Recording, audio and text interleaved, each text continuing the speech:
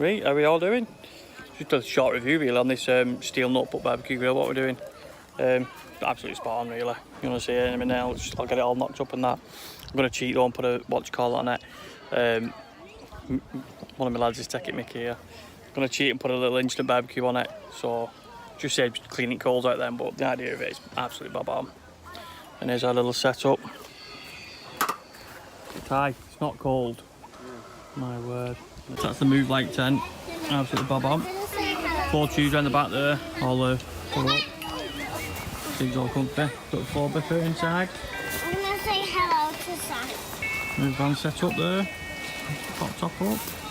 Nice and steady. That thing is bob on. It took us about 15 minutes set up.